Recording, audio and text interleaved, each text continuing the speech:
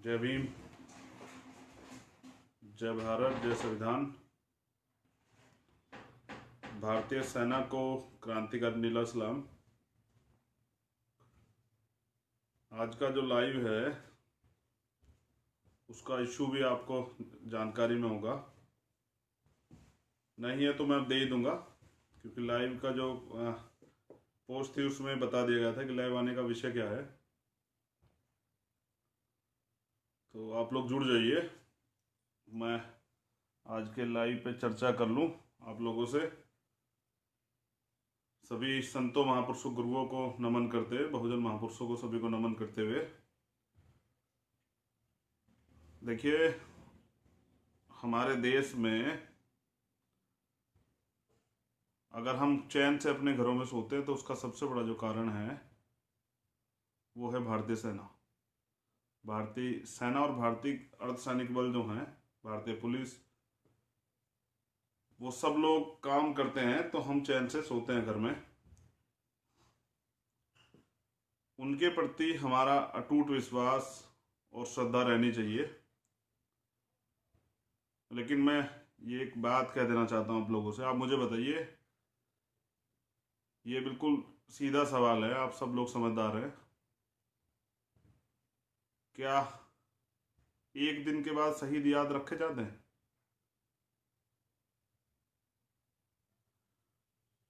आओ झुककर सलाम करें उनको जिनके हिस्से में मकाम आता है, और बहुत खुशनसीब होते हैं वो लोग जिनका लहू देश के काम आता है।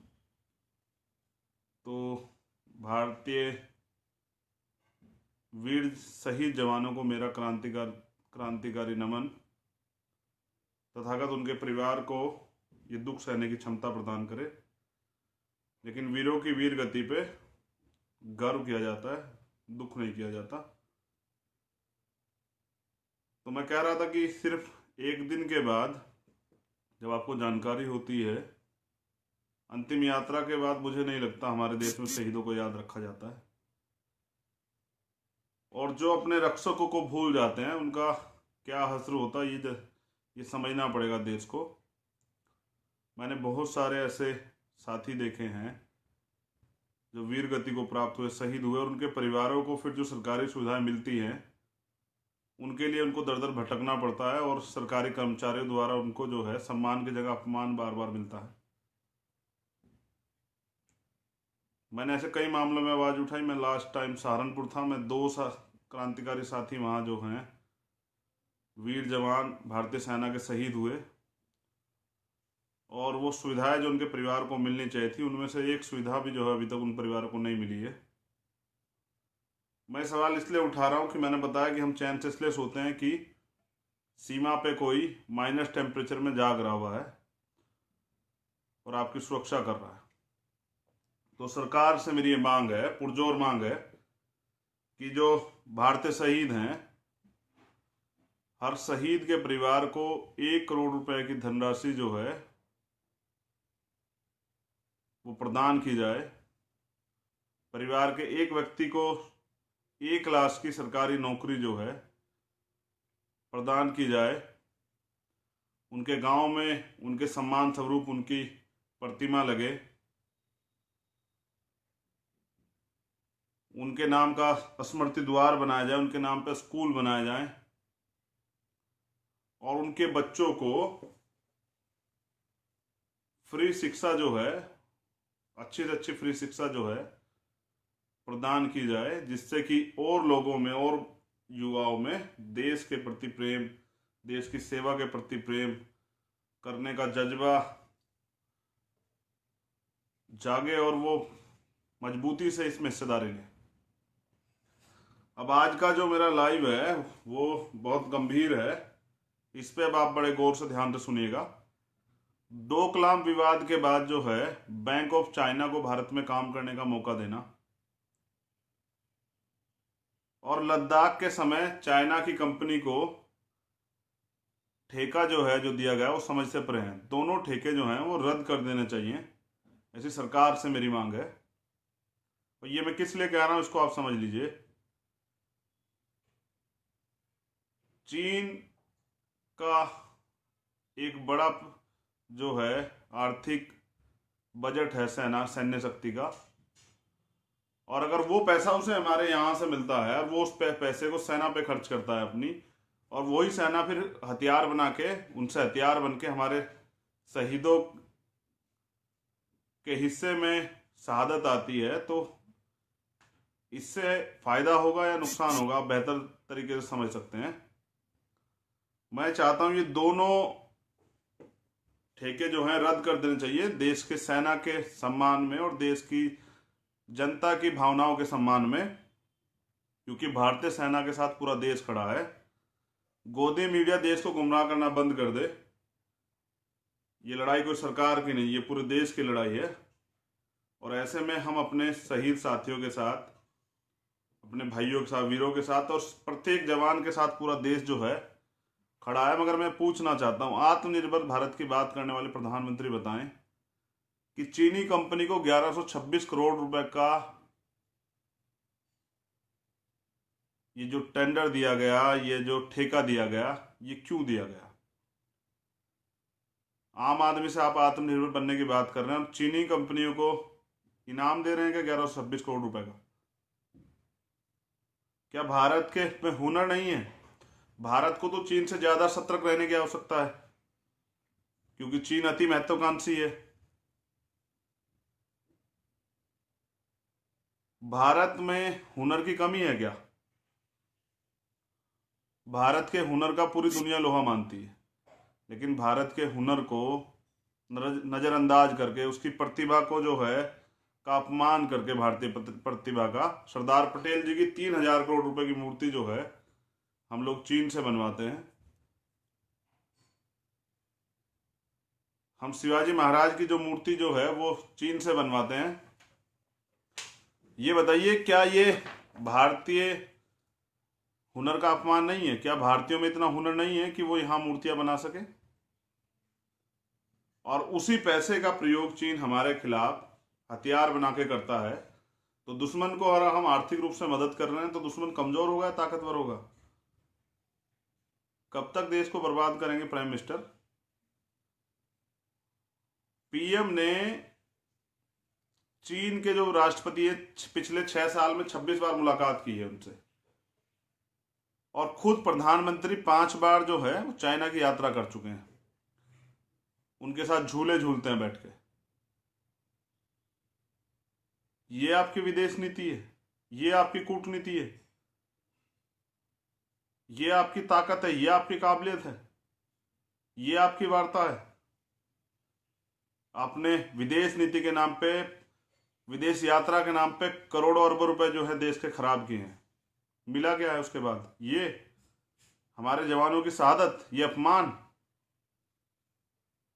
निरंतर फेसबुक पे और सोशल मीडिया पे चीनी सामान के बहिष्कार का अनुरोध किया जा रहा है। आप सब लोगों ने पढ़ा होगा, सब लोगों ने सुना होगा। मेरे लाइव के बाद यूट्यूब चैनल के माध्यम से आप लोग सुनेंगे भी। मैं सरकार से अपील करता हूं, चीनी प्रोडक्ट को भारत में आप बैन कर दीजिए।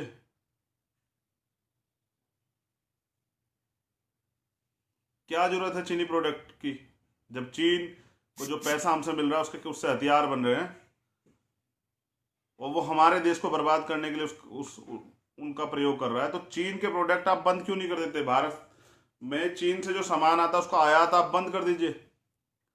जो चीनी कंपनियां भारत में लगी हुई हैं उनको यहां से स्थानांतरित करा दीजिए। मैं जानना चाहता हूं बहिष्कार जनता क्यों करे? आप समझौते करें, आप झूला झूले जाके, आप उनके साथ टहलें, और बहिष्कार जनता करे। आप जनता के कितनी मानते हैं? जनता के साथ इतने, जनता के भरोसे पे इतने खरे उतर रहे हैं, तो आप क्यों नहीं वही जो है बैन कर देते चीनी प्रोडक्ट को? ना चीनी प्रोडक्ट यहाँ आएगा, ना हमारी तरफ से यहाँ खरीदा जाएगा। एक ही बार में सारा काम खत्म हो जाएगा, और इससे क्या होगा? आपके आत्मनिर्भर भारत का सपना भी पूरा होगा। भाई यहाँ देश के हुनर को मौका मिलेगा आगे बढ़ने का, देश का के हुनर को निखरने का मौका मिलेगा, यहाँ बिजनेस पैदा होगा, डिमांड एंड सप्लाई का जो खेल है जिससे जो है देश की अर्थव्यवस्था सुधरेगी। तो पैसा जो चीन जा रहा है वो यही नहीं आ जाएगा सारा, वो यही देश को आगे बढ़ाने में काम आएगा। तो ये बेकार के झूठे वो छोड़िए, मैं कहता हूँ किसी भी देश को बर्बाद करने में उस सरकार के साथ साथ वहाँ की भ्रष्ट, बिकाऊ और झूठी मीडिया का भी बराबर हाथ होता है। और मैं ऐसी मीडिया को सतर्क कर देना चाहता हूँ जो मीडिया के लोग भारतीय सेना को बदनाम और कमजोर दिखाने का प्रयास कर रहे हैं। आप अपील कीजिए, और मैं भी अपील करता हूं कि देश के नेताओं के, मैंने पहले भी कहा, देश के प्रत्येक नेता के घर से एक बच्चा सीमा पे होना चाहिए, तो सैनिकों का दर्द समझ आएगा। जिस देश में सैनिक बार बार वीडियो बना के डालते हो कि खाना अच्छा नहीं मिल रहा है और अच्छी सुविधाएं नहीं मिल रही है, गलत व्यवहार हो रहा है, दुर्व्यवहार हो रहा है, उसके बावजूद भी माइनस टेम्परेचर में काम करने के बावजूद भी देश के जवानों को के हौसले पे, हिम्मत पे, उनकी काबिलियत पर सवाल उठाने वाली मीडिया को शर्म नहीं आती? सरकार की चाटुकारिता में इतने पागल हो चुके हो भेड़ियो। देश की प्रत्येक घर, प्रत्येक जो देश की पूरी जनता वो पूरी अपने सेना के साथ खड़ी है। ये आपका जमीर मर चुका है। तो हमारी सेना कमजोर नहीं है, हमारी सेना ताकतवर है। मैं उन पत्रकारों को भी सलूट करता हूँ, सलाम करता हूँ, जिनका जमीर जिंदा है, जो आज भी जो है सच्चाई से पूरी दुनिया को और देश को अवगत करा रहे हैं। सच ये है कि भाजपा की गलत नीतियों की वजह से देश बर्बाद हो रहा है, और किसी भी राजनीतिक दल या पार्टी के बाप की जागीर नहीं है हमारा देश। ये आप जान लीजिए, बहुत अच्छी तरह जान लीजिए, किसी के भी बाप की बपोती नहीं है देश, किसी राजनीतिक पार्टी की, कि वो देश बर्बाद करे। ये देश हमारा है, हम अपने देश की 1 इंच जमीन भी किसी अन्य को हड़पने नहीं देंगे, छीनने नहीं देंगे। सरकार याद रखे, सरकार ने देश को बर्बाद किया है। मैं बताऊंगा किस तरह से बर्बाद किया है। भाजपा की गलत नीतियों के कारण, मैं भी पूरी नीति आपको कई मामलों में बता देता हूं, मगर मैं ये बता देता हूं कि देश को बचाने के लिए अगर हमें सड़कों पे आना पड़ा तो हम इससे पीछे नहीं हटेंगे। लेकिन ये हमारा मुल्क है, हमारे लोगों ने इसे, क्योंकि हम यहाँ के रहने वाले हैं, इस देश के मजबूत वीर सिपाही हैं, तो जैसे मैंने कहा कि हमारे महापुरुषों ने इसे, अपने देश को और हमारे वीर जवानों ने इसकी सुरक्षा के लिए अपने खून से सींचा है, तो हम अपने मुल्क को, देश को बर्बाद नहीं होने देंगे। और किसी को इतनी अधिकार नहीं देते कि वो हमारे देश को बर्बाद करे। कितनी गलत नीतियों का प्रयोग जो है भाजपा द्वारा किया गया है, मैं ये बता देता हूं आपको। सबसे पहले इसी सरकार में, जो भाजपा की सरकार है 2014 के बाद जो बनी थी, नोटबंदी का गलत निर्णय लिया गया, देश की अर्थव्यवस्था खराब हुई। जीएसटी का गलत निर्णय लिया, जो मध्यम वर्गीय व्यापारी है वो कमजोर पड़ गया। विदेश नीति इनकी जीरो है, जिसके कारण इतनी बैठकों के, इतनी वार्ता के बाद भी, इतने झूले झूलने के बाद भी हमले हो रहे हैं, और देश के जवान जो हैं, वीर जवान शहीद हो रहे हैं। रोजगार खत्म हो गए हैं, रोजगार नहीं, रोजगार, बेरोजगारी में चरम सीमा हमारा देश छू रहा है। कोरोना में जब जनता त्रस्त थी, पूरे देश में पूरी दुनिया में कोरोना था, लेकिन भूख से हमारे यहाँ लोग मर रहे थे, सड़कों पर मजदूरों का बुरा हाल था। इनके पास पैसे नहीं थे, लेकिन हाँ, इनके पास बिहार में वर्चुअल रैली के लिए पैसे होते हैं, क्योंकि इन्हें किसी भी तरह सत्ता में स्थापित होना है। तो जैसा मैंने पहले कहा कि सत्ता के दम पे, पैसे के दम पे सत्ता, और सत्ता के दम पे पैसे कमाने की वाली सरकार जो है, पूंजीपतियों की सरकार, राष्ट्रभक्ति के प्रमाण पत्र ना बांटे। ये मुल्क हमारा, और हमसे बड़ा राष्ट्रभक्त कोई नहीं हो सकता। इतने अत्याचार सहने के बाद भी हम अपने मुल्क के साथ खड़े हुए हैं। तो जैसा मैंने आपको बताया, मजदूरों के बुरे हाल है, किसान सुसाइड कर रहा है। एक प्राकृतिक मार, एक सरकार की मार। अपनी फसल का मूल्य नहीं तय कर सकता है। तो मैं ये कह देना चाहता हूँ, अभी CNPR जैसा काला कानून लाके खाड़ी देशों से इन्होंने संबंध खराब कर दिए, देश के आम जनता में विश्वास ला दिया है। ये संविधान को धीरे धीरे खत्म कर रहे हैं। ये भाजपा की जो संविधान विरोधी सरकार है। मैं आम जनता से अपील करता हूं कि अब अगर देश को बचाना है तो भाजपा को भगाना पड़ेगा। इनकी भ्रष्ट नीतियों की वजह से देश कमजोर पड़ रहा है, और जैसा मैंने कहा, देश हमारा है, हमें किसी भी हालत में इस देश को कमजोर नहीं पड़ने देना है। तो आप लोग सरकार से मांग करें कि चीनी प्रोडक्ट का जो है को इस देश में बैन कर दिया जाए, और चीनी नहीं, उस हर देश के प्रोडक्ट को बैन कर दिया जाए जो हमारे देश के खिलाफ है, हमारे देश को कमजोर कर देना चाहता है। हमारे सेना के, हमारे जो देश के वीर जवान है जो उन पे हमले करता है, जिनकी वजह से उनकी शहादत होती है, ऐसे प्रत्येक देश के जो है से आने वाले आयात को बंद कर देना चाहिए। तो मेरी ये मांग है कि देश में इस समय अगर पूरी पूरी जब तक का लोकतंत्र है, अगर सबसे कमजोर प्रधानमंत्री है तो अभी है, भाजपा भी अगर चाहती है कि कोई, जब तक उनकी सरकार है और अच्छे निर्णय रहे और देश मजबूती से चले, हाल तो उनकी नीति ऐसी नहीं है, तो मैं चाहता हूं कि नरेंद्र मोदी जी को बदल देना चाहिए। उनके बस का देश चलाना नहीं है, वो आत्ममुग्ध हैं अपने प्रचार प्रसार में, उन्हें देश से कोई मतलब नहीं है, और मतलब तो पूरी भाजपा को नहीं है, क्योंकि जहां मजदूर किसानों के बुरे हाल थे, प्रवासी भारतीय मजदूर मर रहा था, उसके बाद आप वर्चुअल रैली कर रहे थे 144 करोड़ रुपए खर्च करके। शर्म आनी चाहिए आप लोगों को। देश की जनता सब समझ रही है। भ्रष्ट मीडिया को मेरा कहना है कि कल आपको भी इस देश में रहना, सरकारें बदलती रहती है, तो सरकार का फेलियर आप देश की सेना पे ना डालें। हमारे देश की सेना जिंदाबाद थी, जिंदाबाद है, जिंदाबाद रहेगी, और हमारा मुल्क आबाद था, आबाद है और आबाद रहेगा, और किसी को भी इसके खिलाफ साजिश नहीं करने दी जाएगी। बहुत हुआ, अब कोई भी इस देश को कमजोर नहीं कर पाएगा। इसलिए मेरा संदेश जो है आज पूरे देश के नाम था और हमारे युवाओं के नाम था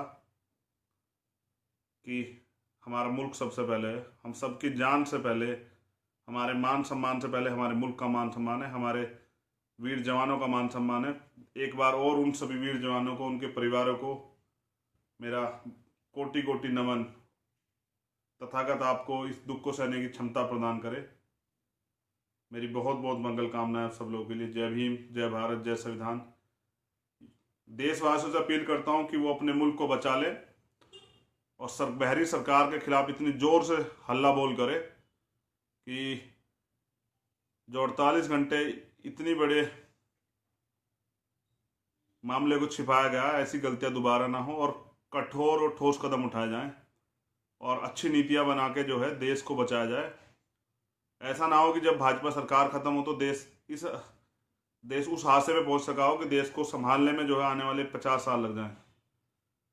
तो आरएसएस और भाजपा की भ्रष्ट नीतियों की वजह से आज देश कमजोर हो गया है, और देश को बचाने के लिए देश के जो युवा हैं, जो राष्ट्रभक्त हैं, फर्जी राष्ट्रभक्त नहीं, वो फर्जी राष्ट्रभक्त नहीं जिनके प्रमाण पत्र आरएसएस और बीजेपी बांटती है, वो राष्ट्रभक्त जो अपने देश से प्रेम करते हैं, उनको आना चाहिए सड़कों पे, अपनी बात रखनी चाहिए लाइव के माध्यम से और अन्य माध्यम से, और इस बहरी सरकार को जगाना चाहिए। धन्यवाद।